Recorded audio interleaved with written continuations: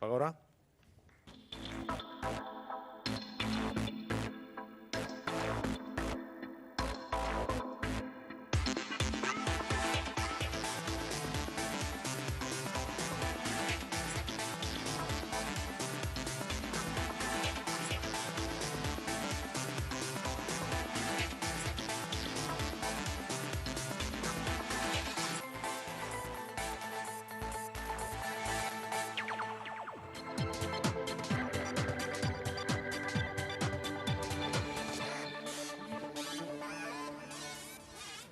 As you all know, this is the era of the robots. Maybe you find it scary.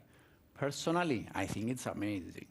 But 50 years ago, when people had their first go in making robots, things were not amazing. They were rather funny. Back then, robots could only take a couple of drunk steps before smashing on the floor face down. Many saw it as a failure, some others as an opportunity. If biology and engineering work together, we would be able to build better robots and at the same time get a better understanding of our body and how it moves.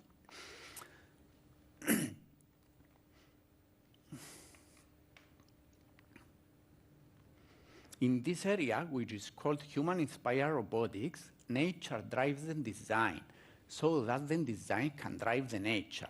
As an example, with the use of a human-inspired robot, we found out that our feet have the same purpose as the bicycle steering wheel. For turning, well, not really. The bicycle turns because we tilt to the left or to the right.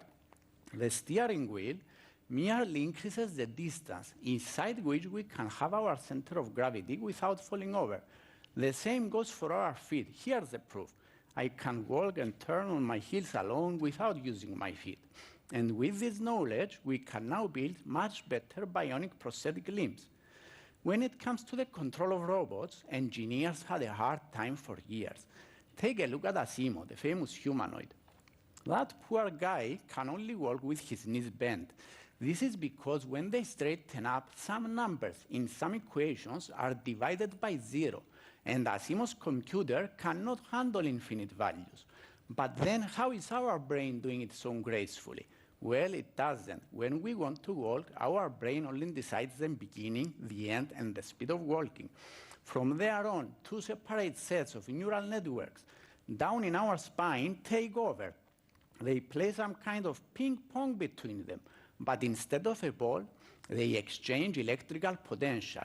That in turn causes our left and right legs to move one after another. And that's how new robots are controlled as well. And that's why they can keep their knees straight.